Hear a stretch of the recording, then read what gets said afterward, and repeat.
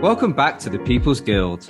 If you are invested in Splinterlands, or if you are just curious about Splinterlands, then this podcast is for you. All right, guys. Well, welcome back to the People's Guild. We are joined today by a super special guest coming live from somewhere USA. We've got Max Power from Archmage automated / bot service. So welcome to the People's Guild, Max. Thanks for hopping on. Thanks for having me. Happy to be here. Wonderful. So Archmage, you guys have kind of made, quote unquote, a bit of a splash in the game the last couple of months. What has kind of shifted in terms of, so initially, I think it's fair to say that there was a good bit of pushback. There was, kind of folks going up in arms about, oh, more bots, great. What is this game coming to? The sky is falling. Chicken Little was coming out of every corner. And I think you guys have done a fantastic job of kind of shifting the narrative. I really admire the way that I think it was Melon's interview with Llama that really kind of turned the switch in my mind. I was already keen to hop on the Archmage service and get a bot to kind of run my team for me when I was away or busy or what have you. But Melon, he made a couple of comments that really have kind of stuck with me, namely referring to Archmage service as automation versus a bot. And I think it's such a key distinction. And I think, speaking for myself, it really shifted the narrative from Archmage being just another bot that's kind of, soaking up and selling all of the assets from the game to something that it's really a supplemental piece to a lot of folks' accounts. So you, as being part of the Archmage team, have you guys slowly seen that tide shift for you guys as well? I mean, part of what's cool is really right from the beginning in terms of how we set up the service, how we designed it in terms of being a service. We've geared it all the way back to when we first started toward individual real players looking to leverage their assets, but in a way where they're still connected to the game. Right. So, we were talking before we turned on the recorder here. I recently had, twins. I've got 5 kids, 2 twins about 10 months ago that we added to our family.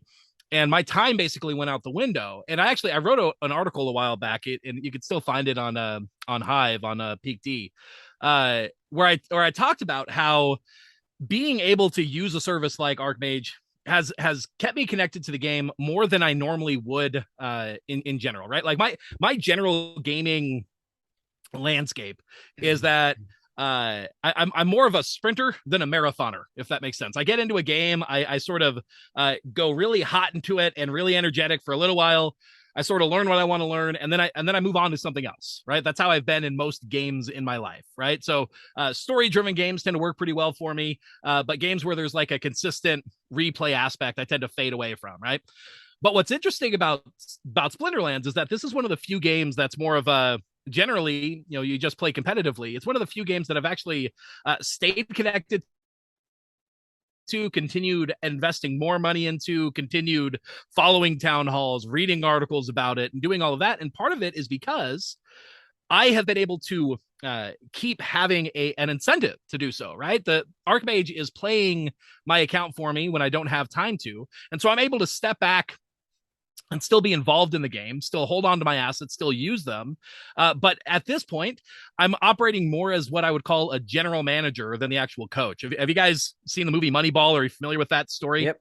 Yeah? Yep. Cool. So that movie was basically like the light bulb for me in terms of how I think about it at this point, right? Where it's like, I didn't realize I'm not real big on sports, but I loved that story.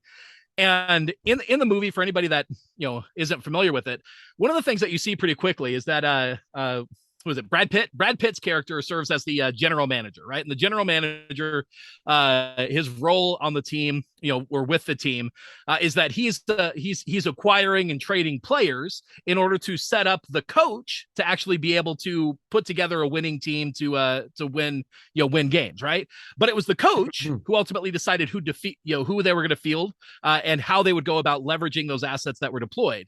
And that was a light bulb for me in terms of seeing the difference of how you could play, right? There was a game to be played at the general manager level where who you acquired, the cost that you acquired them at, what your strategy was in terms of who the players were actually made a massive difference in putting together a winning team at the right cost.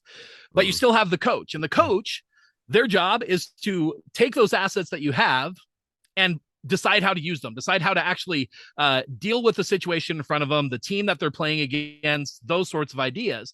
And so what Archmage allows you to see, or any bot service for that matter, but what Archmage allows you to see is that you could step back and look at this game of Splinterlands and say, hey, there's actually multiple games being played here, right? There's this general manager game that I can play in terms of acquiring assets, moving them around, figuring out how to acquire them at the right cost, staying in tune with what's going on in the ecosystem of Splinterlands, what's going on in the economy, what are the developments that are coming out, and knowing how I want to set up my accounts. But then there's also the coach game of actually, fielding players and playing the actual battles. And most people play both, right? They play both the general manager and the coach. Archmage allows you to, if you want to, focus on the general manager or play coach when you want to, instead of having to play coach all the time in order to make the thing work. And so that ability to be able to show that you could still be connected to the game. I'm still playing the game in a way. I'm just not fielding specific hands, right? Not all the time until I want to. I've described this as it allows me to change the narrative around Splinterlands of playing to earn to my account is going to earn and I can play for fun, right? Like the play to earn is taken care of. I can play for fun, right? So it actually allows me to play for fun when and where and how I want to. So is that how you are playing the game? Like you mentioned before, like you've got 5 kids now, two little twins crawling around. So are you kind of each week, will you kind of choose particular cards to throw into your account? Are you kind of able to do that? Yeah. So a lot of what I do at this point, in terms of how I play the game, I'm often on the town halls. I'm often listening to what's going on and paying attention to the direction of what Splinterlands as a company is doing, the changes that are coming down, how that impacts strategy around what cards my account needs to have or not needs to not have. When they announced the starter card stuff, what I immediately did is I went out and I acquired an entire modern set of cards for my main account. I had a lot of them already, but I filled in the gaps. And then for a second account that I had that was kind of for overflow cards, I think I acquired the entire Chaos Legion commons and rares. And then I did the same thing on another account as well. And then so like that's an example, right? Where it's like, okay, here's a change that came. Let me go out and make sure that these accounts have what they need to run, and that sort of idea. And what's cool is how we're set up. Like right now, I have a few accounts, but Splinterlands as a company is doing a fantastic job of changing the incentive to really encourage players to consolidate as much of their cards under one account as possible. And as a project, Archmage is all in favor of that.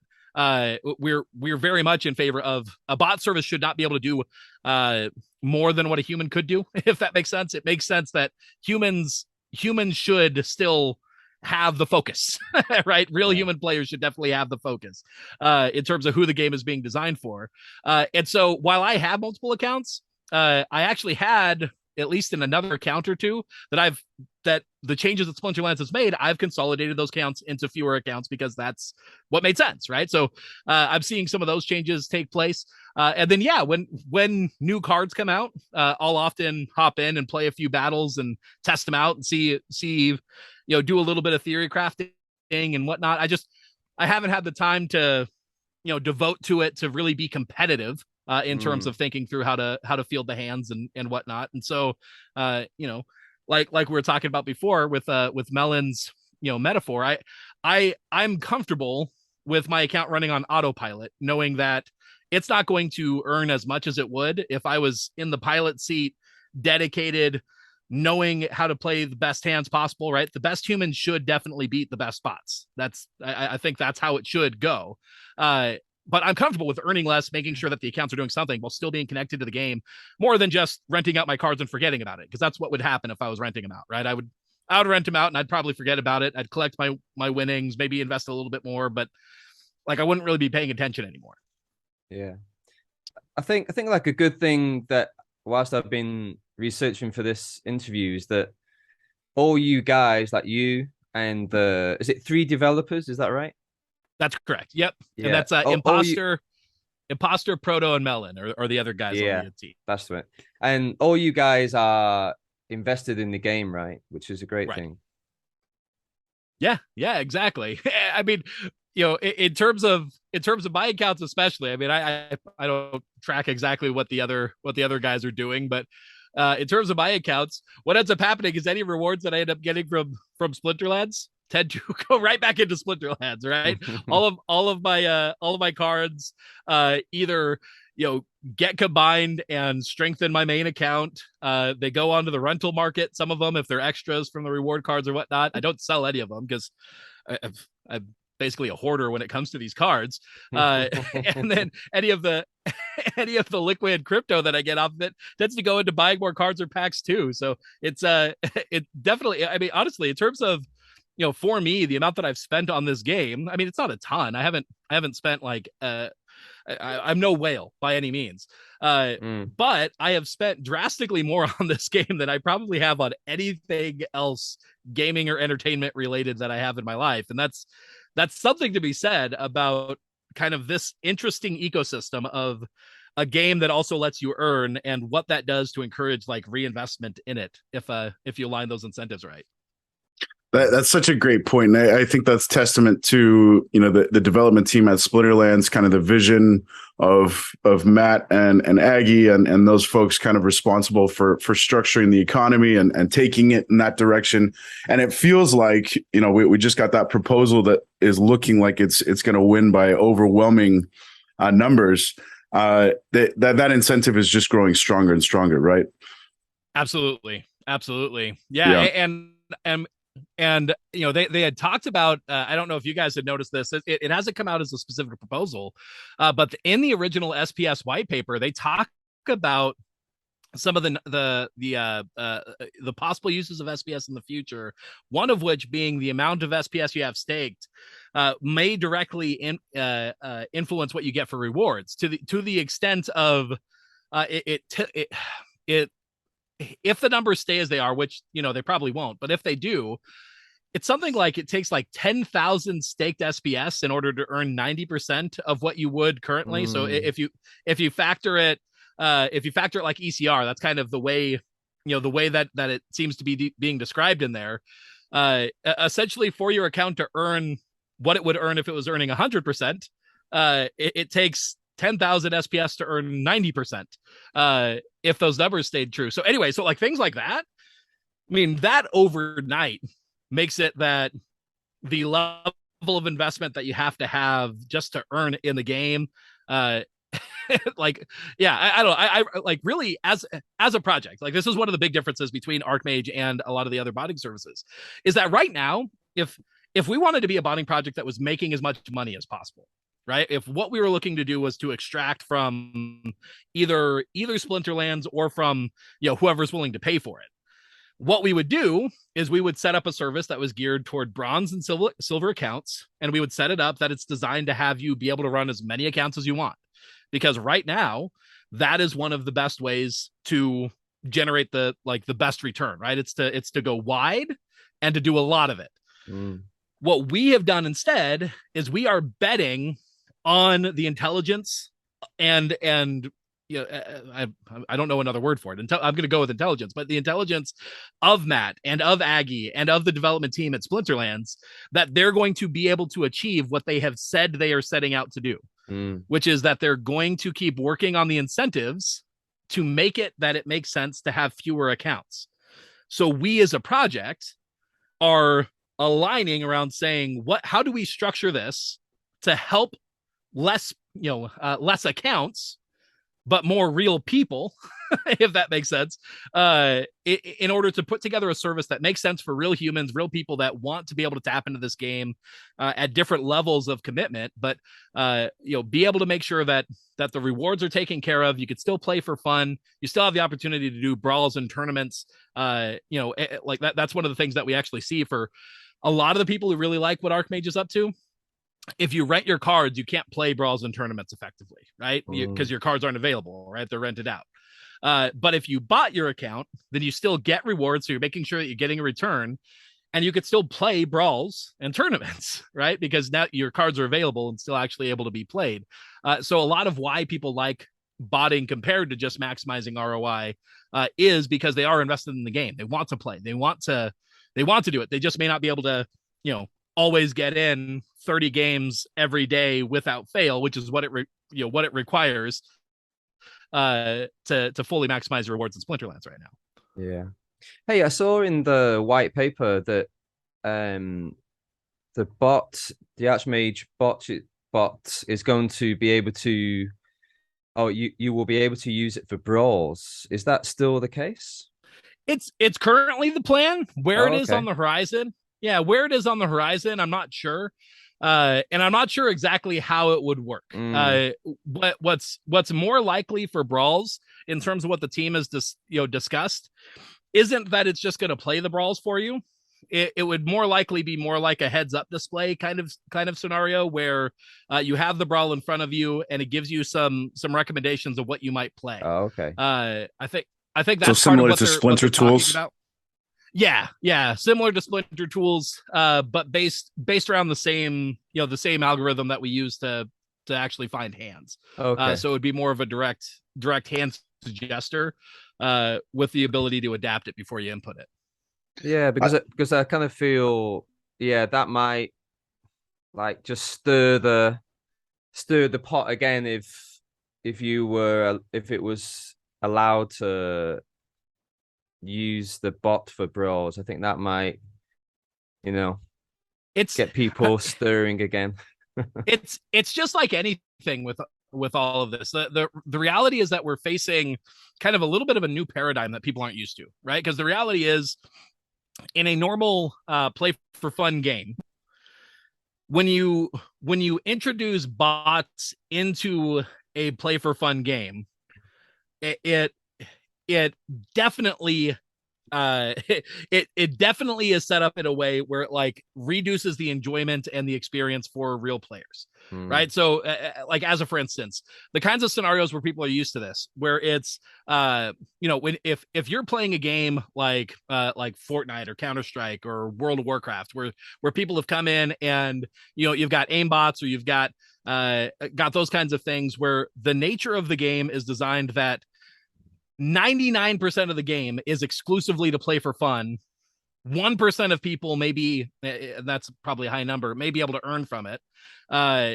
Most of the time, what you're having happen is that people who are just playing for fun are losing for no good reason. Right? In a game like say World of Warcraft, where there's like gold farming and that sort of thing, it causes the economy to go out of whack, and that's where the problem starts to come into play for something like that. When you're looking at a game that is actually by nature built around an economy itself, we don't know for sure how it plays into that, right? Because the reality is it's different. People don't play Splinterlands exclusively for fun, right? I mean, some people do, but I'd say most of the people come into Splinterlands for this interesting blend of I'm playing for fun, but part of the fun is this crypto economy thing, right? And so there's this blend of that comes into play that when we're looking at it, what I've stepped back and looked at is I sort of acknowledge I don't know if I know the full extent of this, because the reality is, I lived in Vegas for about 6 years. I could tell you for a fact, if people can earn money playing against a bot, they will.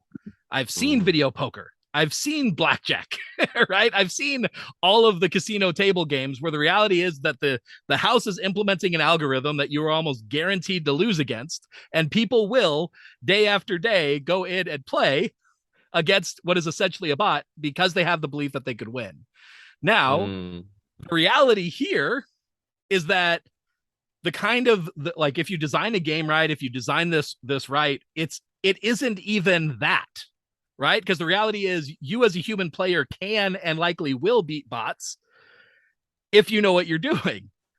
The house doesn't have the advantage over you. You can beat the bot. You can extract from the accounts that are doing the botting, and yet you still have that dynamic of you're able to earn something from it, right?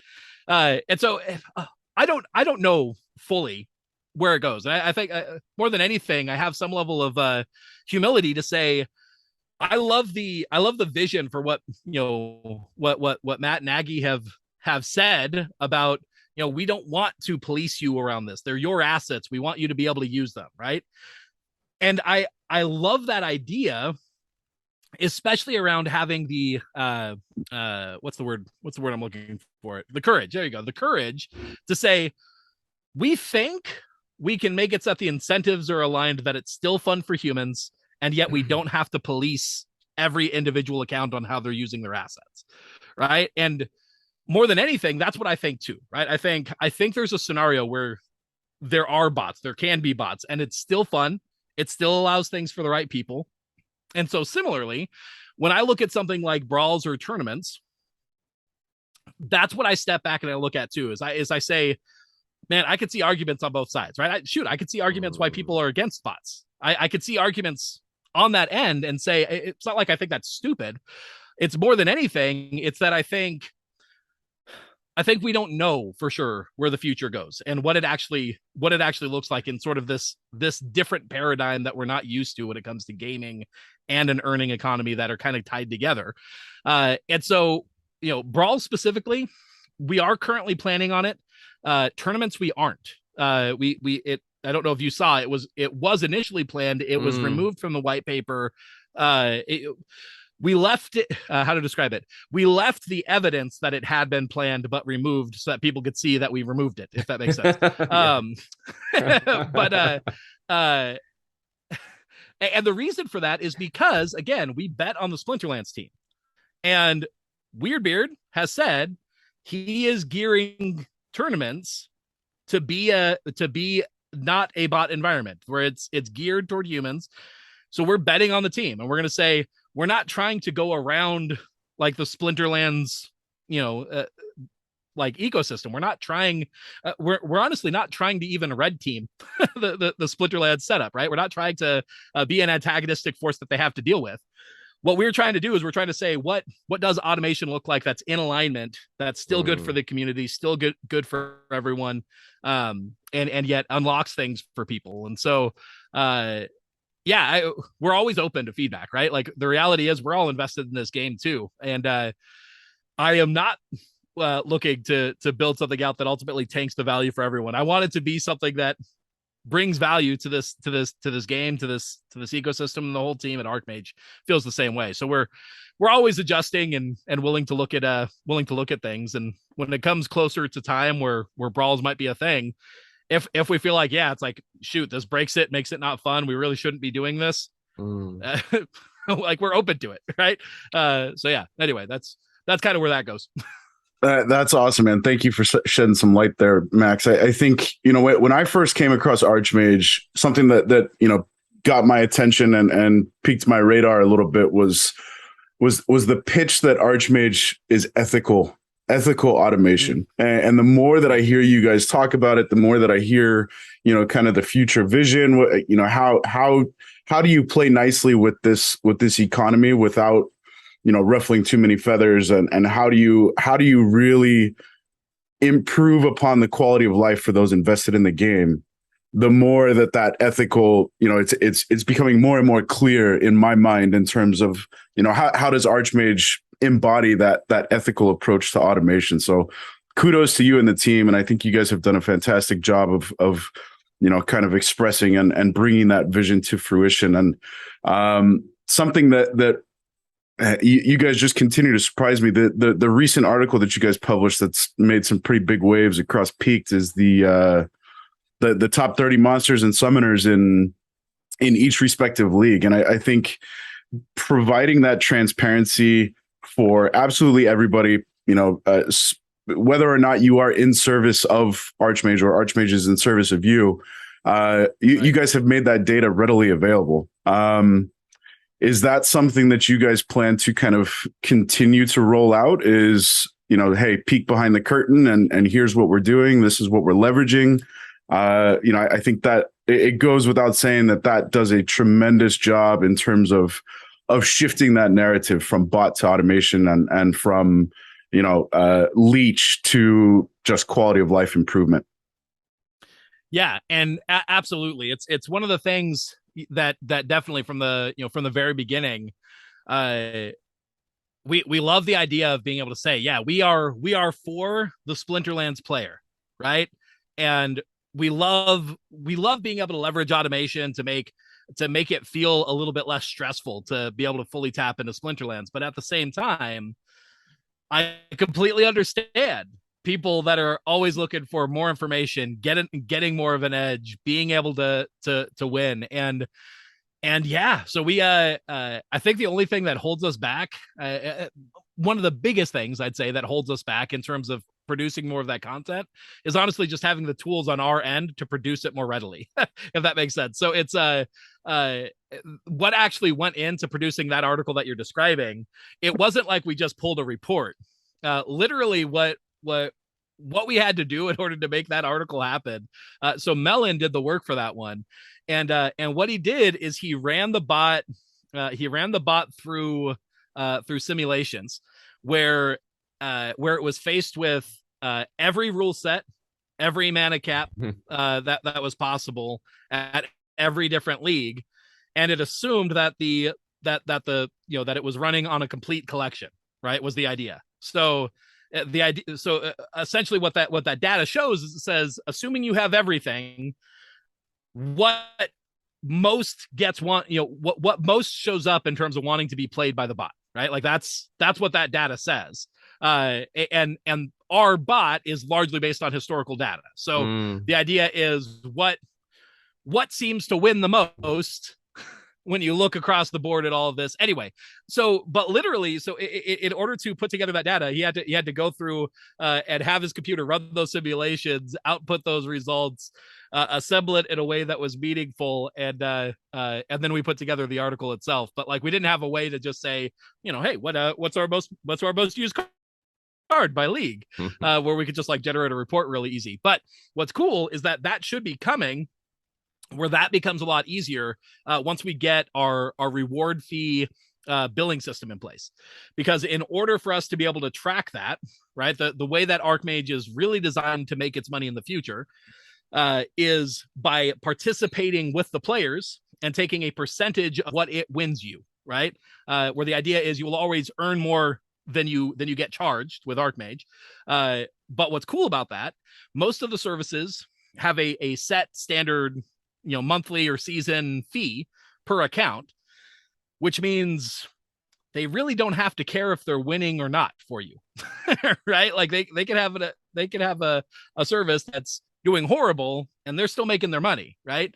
We very intentionally wanted to make sure that we are set up in alignment to say we do better when we help you do better, right?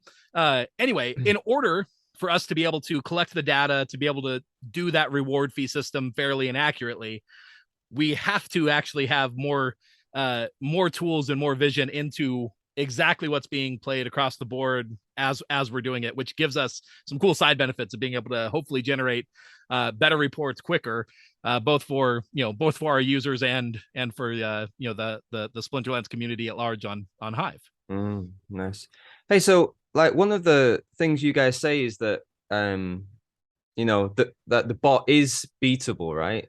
And I've kind of noticed that as well. Like it does have a very good win ratio, but there's times when it just it will lose, which is it's great. It makes it that it's not too OP, right? But as you mentioned before, with this, it's getting all this historical data So, Right. and this is coming from someone who's really not tech savvy at all. So bear that in mind with when I ask this question. Is this bot, does it have the potential just to get better and better to the point where it does become OP? I think the way that I look at it, there's a number of aspects here that are really hard for a bot to be able, to dominate completely, right? One of the biggest ones is that there isn't an unbeatable hand in Splinterlands for the most part. Splinterlands is really designed more as a rock paper scissors kind of thing, a really complex game of rock paper scissors, right? There's nearly always a counter for any given hand.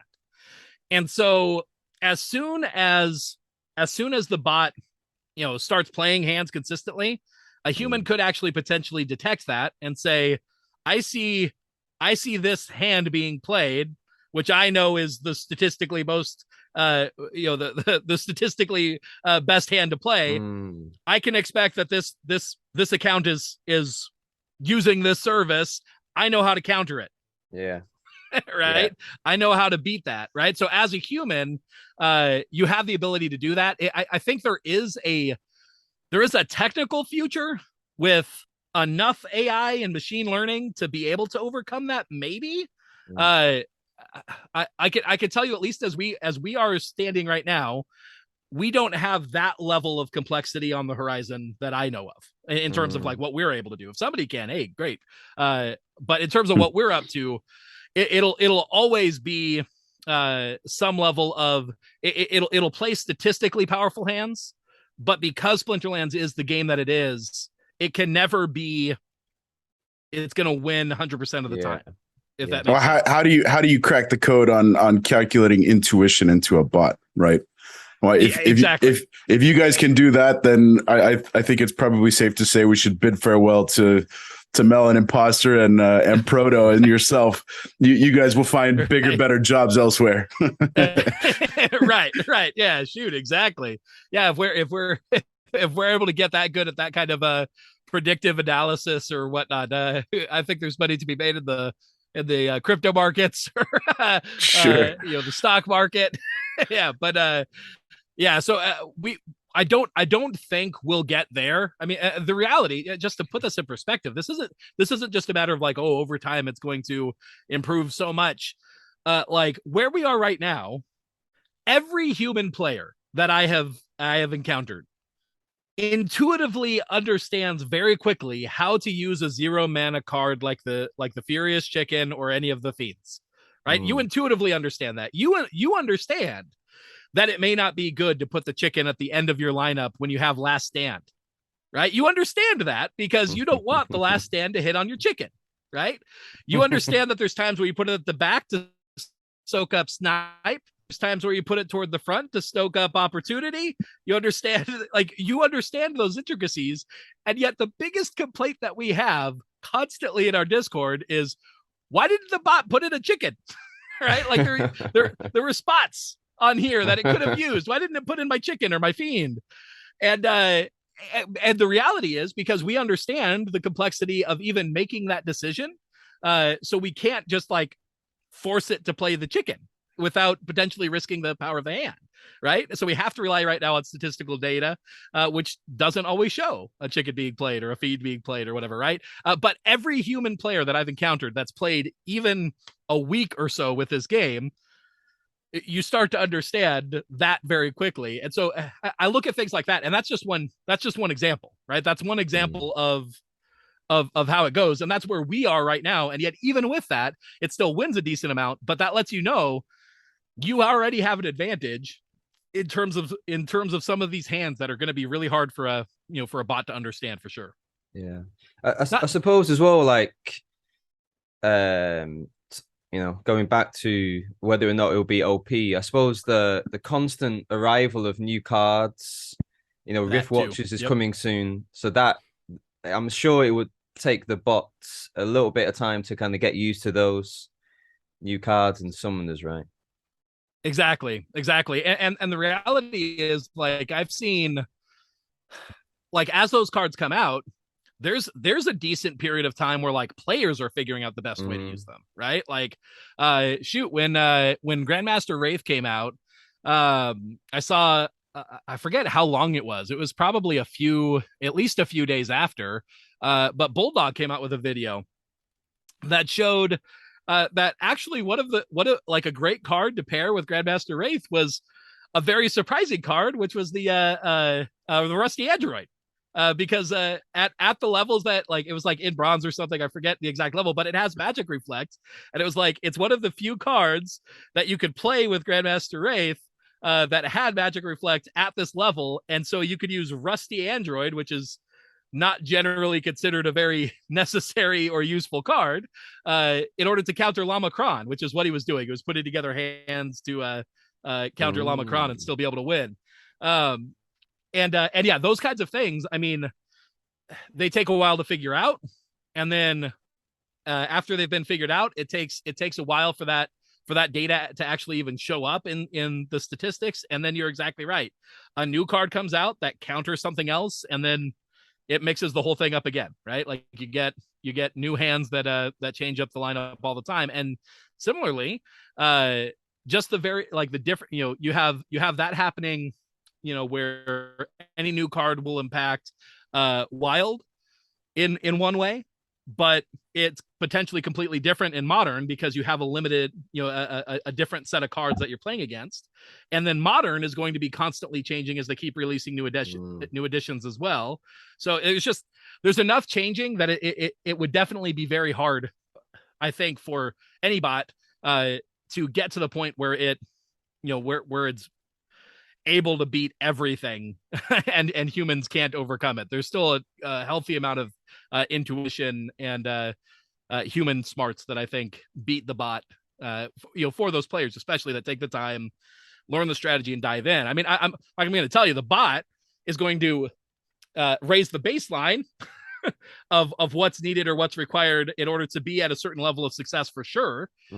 But for the players that take the time, learn the game and dive in, you're going to be able to beat just about any bot that's out there, even if it's fantastic. I'm curious with the kind of going back to that article that you guys recently released, and given the relationship between Archmage and Splex, do you guys, is there open avenues of data transfer between you guys, data sharing? Do you guys see, I speaking for myself, I was surprised with some of the cards that came up on this thing. I play in gold and diamond, and the fact that I see largely quicks and death, dragon and death, that's music to my ears, man. That's my favorite combination. That's what I if it's available, that's what I go after. Right. But I was surprised to see that was the dominant kind of undertone across gold and diamond. So I'm curious, have you guys, upon releasing that article and the data that you guys made available there, did you guys see any sort of reaction from the rental market and or market? That's a good question. Shoot, one that we probably should have paid attention to more closely. I did not specifically. I'm not sure. Yeah, I'd have to see. I don't know. I don't know if we have enough influence yet that data was that impactful or not for the market as a whole. That's a good question. So, but to answer your question about like the connection between Splex and Archmage and data flow and all that, we're very friendly. But really, they're two separate projects for sure. So, I mean, I'm sure if we reached out and asked for something, they're like, there's a good relationship there. So we're maybe more likely than just any random person asking, being able to make something happen there. But as of right now, largely it's just that there was such a good fit where Splex saw that there are a number of people using Splex for rentals that they were asking about bots. They wanted to use a bot. They wanted to know what a good bot was, and so they had that, knowing that like there's a good alignment there. And then we were already doing what we were doing and had been connected up. So they saw how powerful what we were doing was in terms of an automation service. And so our partnership is largely our audiences just make sense together. And so there's a good free flow of I don't know, healthy we're working together in that way. That's about the level of connection that we have. There isn't a ton of cross development or integration otherwise.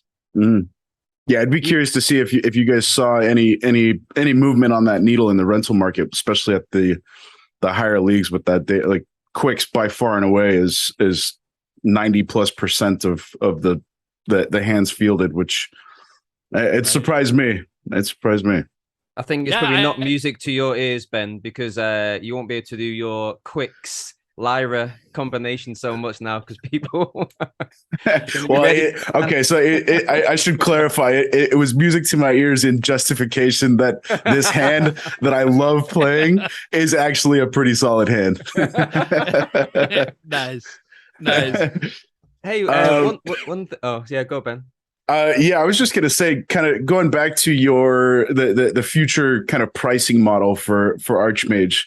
I kind of liken it to, the only thing I was thinking was kind of automation on consignment. I think is a good way to kind of, provide a quick elevator pitch for what that service is going to look like.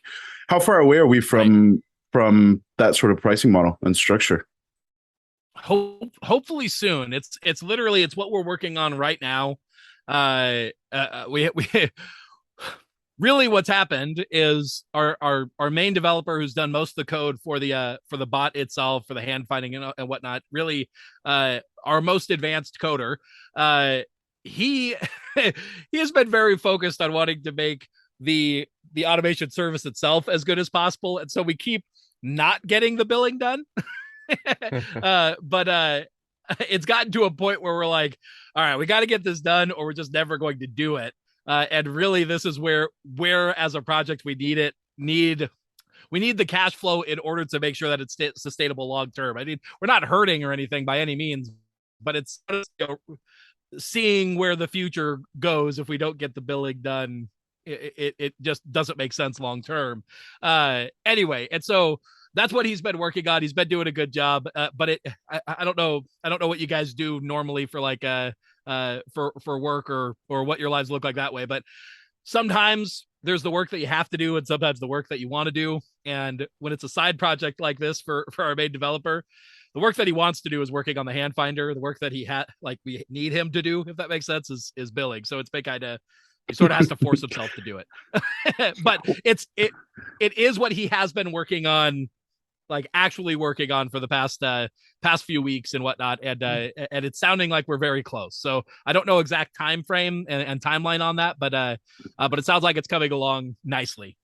Nice, cool. Hey, one thing it was really good to see when you talk about transparency with Archmage is reading through the comments in YouTube. You know what, and I'm sure there's not. Well, I've got a follow-up question to this as well. That you are really good at getting in there and answering all these comments, right? So I really like that. And I was just going to ask you, how has your life changed now? Because you're very much, the face for Archmage, and right. but you're the one. Obviously, you get the pats on the back by the people who are enjoying the service, but you also get the slaps in the face as well, right? So, like, how have you dealt with all these negative comments, so to speak? Yeah, honestly, my general view on this kind of stuff, I really believe, in terms of humanity, people lash out when they're afraid, or when they're when something is hitting them personally, and I've come to understand that that's not something I should take personally. That I can't control what's going on in somebody's head and what they're fearful of or not.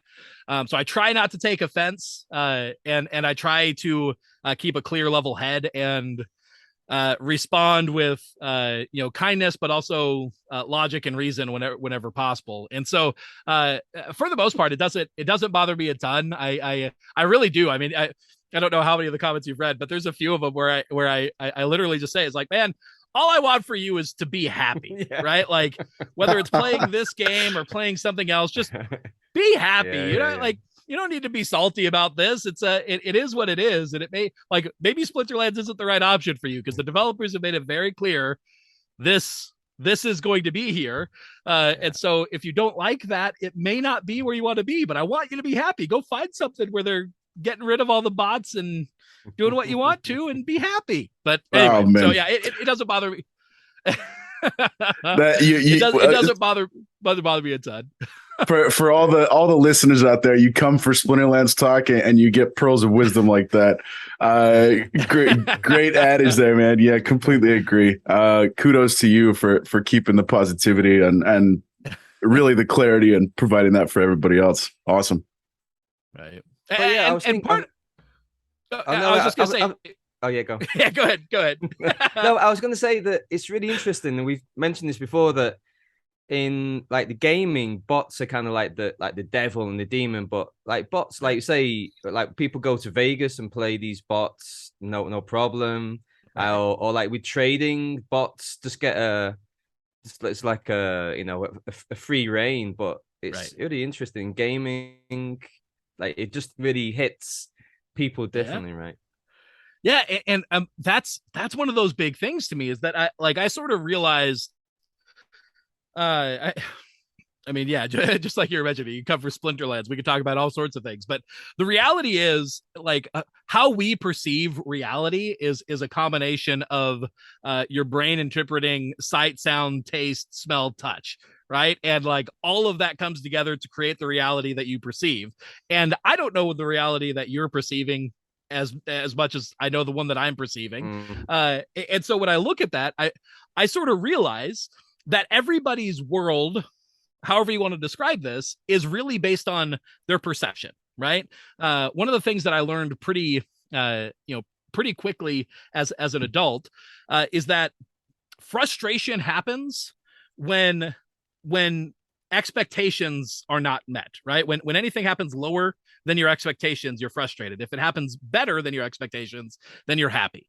And so the reality is that people are upset about bots because they have an expectation, but there's nothing to say if that expectation is good, bad, or not. It's just a different expectation. Just like you mentioned, there's bots in Vegas. People aren't upset about it. There's bots, playing the stock market, playing the crypto markets. People aren't upset about it, right? And part of it's just because there's a difference of expectation. And so what I like to do if I can is I like to step back and look and say, like, what element of this is based in just people are upset because they're upset versus what level of this is based in people are making clear arguments for why this ultimately leads to like, the true value of a game like Splinterlands going down, right? So ultimately the value of Splinterlands rests in one concept to me, which is, do people want to own these assets? If they do, if they want to own these assets, there is value. And the level and degree of them wanting to own the assets dictates that value. There are lots of things that can influence that. The game is one of them, right? The ability to have a certain card to win is one of them. I know for me, I have the card Mighty Dricken on my mind. I want that card, not because I need it, not because I think it's going to help me win. I have no idea if it'll make a lick of difference in my account. I just love the Furious Chicken and the lore around how the Mighty Dricken is the alpha chicken. That I want it. Yeah. Like literally they created a story and it made me want a card that's valued at like, $2,000 or something right now. And they made me want it just by telling a story that like my sense of humor where I'm like, this card, the Furious Chicken, is like one of the most necessary cards in the game. And it's this ridiculous chicken. This is hilarious. I love it. And they made an even epicer version called the Mighty Dricken. This is even cooler. Anyway, but the reality is the value of that is 100% based on perception, right? It's based on what do people want? And then what do you know about human psychology and what makes people more likely to want something or less likely? And there is something to be said that if the game becomes not fun, that does pull away from potentially people having value. But we don't know how that compares to, where does that sit on where the value is compared to I can make money with this, right? Because if I can make money with it and maybe it's a little bit less fun, I bet people still do it. Right? Like, so we don't know where those balance out, but ultimately the value comes from, do people want these assets? And I am not convinced that botting and automation 100% destroys that. Yeah, mate, excellent way to put it. Yeah, I think it's just really such a divisive like subject, isn't it? Just like, you know, there's people that see a bot and their first thought is easy win, or there's people who get beaten by a bot. It's like, no, it's ruining the game, it's killing the game. But there's more to this game than just the actual game. Like you say, there's just this whole economy that if you just put your time in, you're gonna benefit along the way. Absolutely. Long term.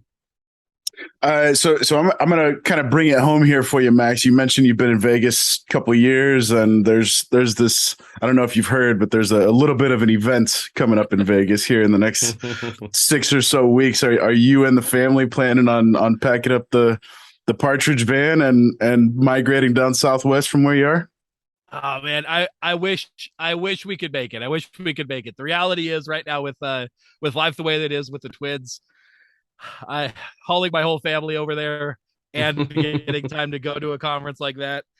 I don't think that my wife would put up with it, for one, but yeah, it's unfortunately not the card. So I'll have to enjoy it from afar. But I'll tell you what, anybody who is going, I'm going to give you a locals tip. Having lived in Vegas for about 6 years, if you end up going to Splinterfest and you are in Vegas, you want to go to the Cosmopolitan Hotel, and it's either on the second or the third floor, I forget which. There's a hallway lined with old vinyl albums. Okay. Ooh. Otherwise, this thing's unmarked. There isn't a sign around it. It's just this hallway that goes really far back. But when you get back there, they have some of the best pizza in Vegas. I think it might actually be called Secret Pizza. I don't remember if it is, but I call it Secret Pizza because it's this cool thing where it's like there's a bunch of restaurants around there and they all have signs, but Secret Pizza does not. There you go. Yeah.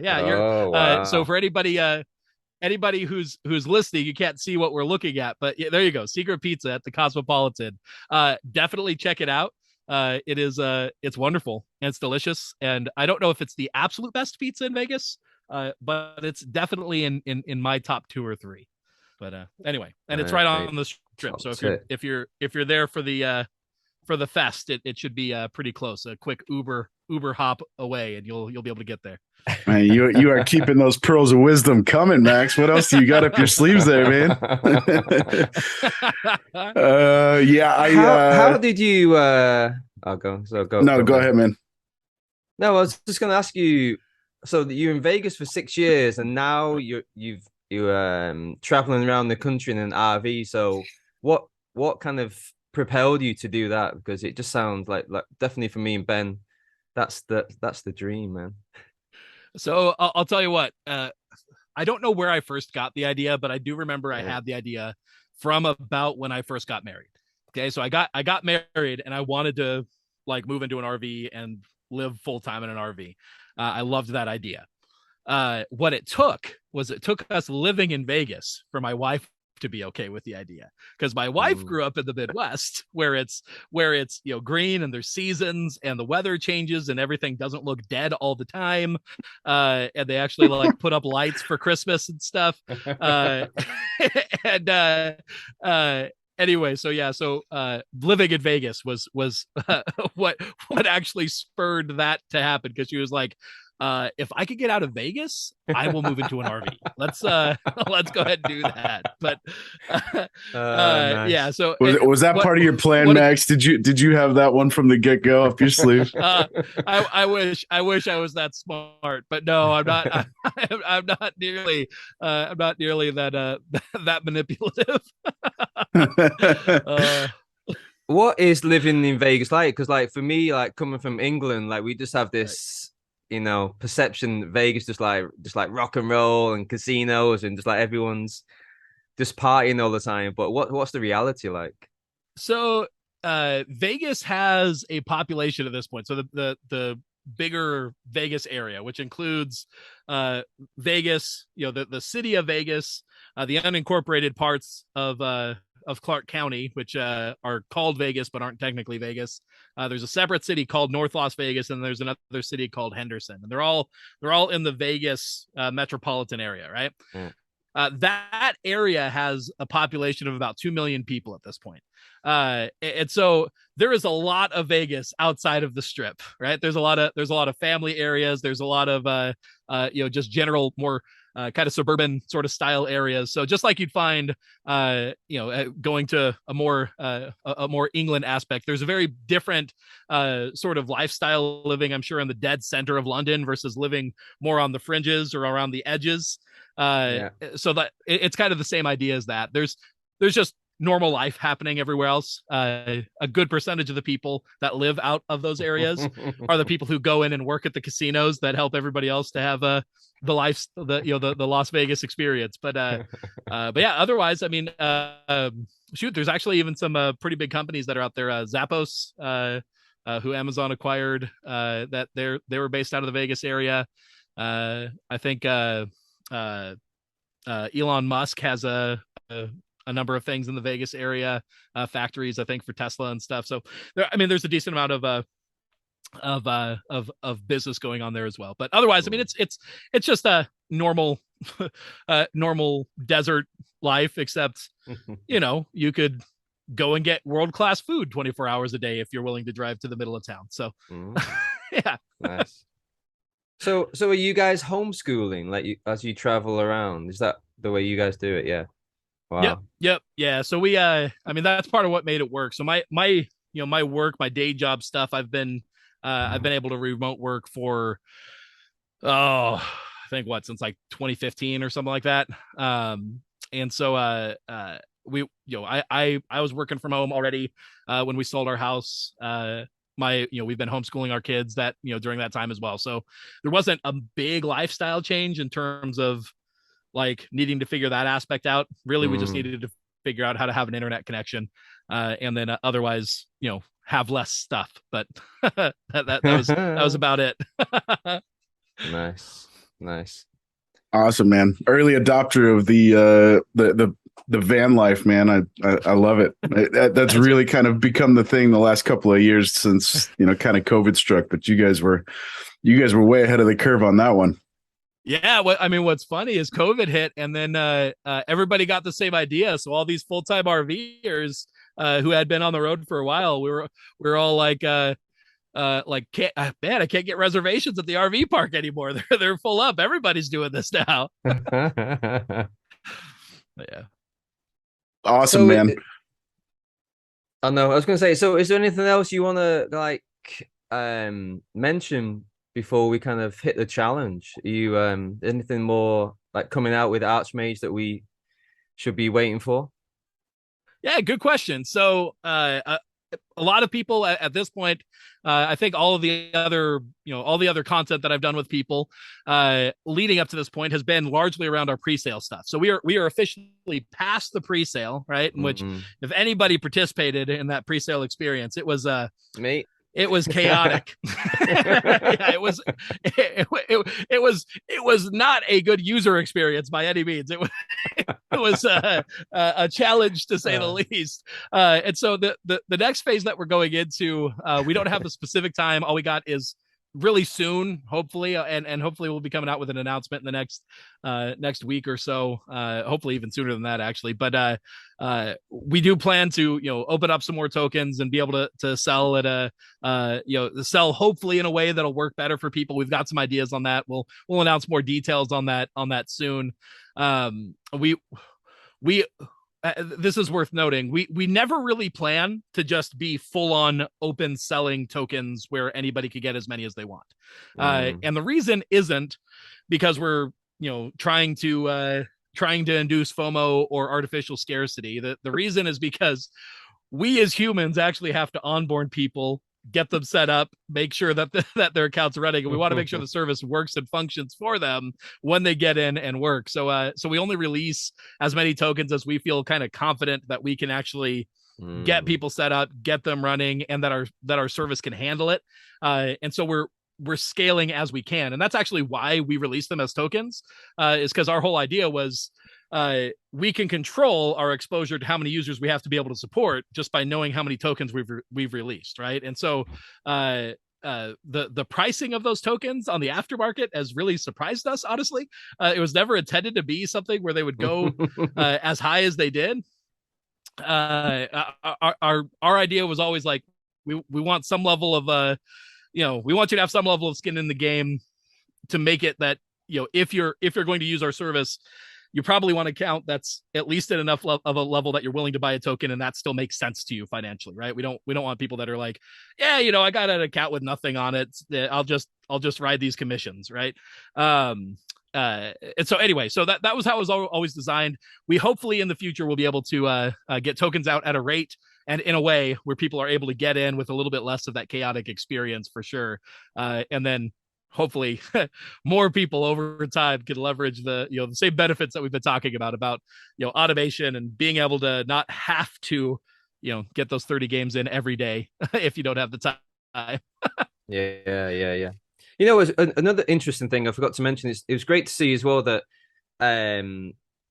the percentage you take, or that you will be taking, the majority of it is in bronze, right? I think it's like 35% of your winnings is, if you have it in bronze, you get 35% of the ranked rewards, right? And then it goes up to diamond, it's like 10%. So that was really good to see as well. And kind of like the opposite way you would, like other companies would possibly do it. Yeah, and full disclaimer on this, we don't have that 100% solidified. I don't know if it's exactly going to work that way when we launch. We designed that before they implement a whole number of changes that came out since then, including how ranked rewards work, how the distribution of deck and all that works. I'm not saying it will be different. Honestly, I don't know if it will be different. But to your point, part of what we were doing is, again, we are not trying to attract people who are looking to have the least investment possible in order to maximize the amount of money that they're going to make on it, right? We are looking to attract people who want to make sure that their accounts are being put to use, but really are invested in the game. And so, yeah, just like you noticed, we actually, similar to how Splinterlands itself is set up in a different way, we're kind of rewarding people to progress through through the leagues in terms of how we set up that pricing structure. So, but part of that for us was also, the workload to help run, a champion level account is less. It is really not really different than the workload to run a bronze level account, and yet we could take a smaller percentage of a champion level earning and still make a decent amount. But if we're going to run a bronze account, we have to take a bigger percentage in order for it to even make sense to run the account. If that makes sense. Yeah. No, it does. But cool. Okay. Indirectly, it has that benefit of rewarding people to do what we want to see too, which is invest more in Splinterlands, right? Buy that Mighty Dricken. That's right. All right, Kieran, you want to queue up the challenge? You got an account that you prefer to play with there, Max? Yeah, let's do my main. It's the same as my Discord and all of that. Max Power, IVIAXPOW3R. Spelling while on a podcast is a fun thing. Uppercase or does it matter? Uppercase or lowercase? Technically, Hive does not allow uppercase. It is all lowercase. It's one of those useful things that they throw in there so that it lessens the chance, I think, of phishing as well. If that it has to all be lowercase, and uppercase account isn't a different account. Diamond, right? Yeah, no. Let's do bronze. There we go. Trying to hedge your bets already. All right. I mean, you're welcome to. It's just going to be a death match. Okay, we got reverse speed and earthquake. Okay, so this is bronze, and the mana cap is 22, and we've got water, earth, life, and dragon. Okay, so I shouldn't be sharing my You screen, got right? a personal favorite splinter of yours there, Max? I really like dragon. I like dragon a lot. Well, there's a big hint there. Oh, nuts. Or Okay. Max is throwing the red herring. We'll see. Like Just I said, I'm not. in full Uh, disclosure, I haven't played bronze in a long, long time. But in full disclosure, neither am I. We're getting a couple of rookies on the challenge segment this week. Awesome. Reverse speeds. I need to be quick. Oh yeah, thanks for reminding me. I forgot about the reverse speed. Throw out a bunch of creeping oozes and shoot myself in the foot over here. Oh, Let's see. I gotta get something out quick. Man, it's been so long. Well, I appreciate you being a good sport here, Max. We know you've been occupied elsewhere, and I fully expect that I will not do well, but we'll see. well, I'm going to tell you right now, I'm rooting for the underdog, Max. Let's go, buddy. That's me, isn't it? No names. No names. I don't know what I'm doing here, but let's see. And I just threw something in. Are you ready there, Max? I am almost. I have a very partially thought through head here. I'm gonna need to. I threw out some cards that are higher speed than I would have wanted to. Okay, let me just go back and share the screen. I don't think it would have made any difference even if I had have shared my screen. Okay, all right. So I just went for water. Give a bit of shield for the earthquake. I didn't put any flying monsters in. Oh, I just seen what you thrown in there.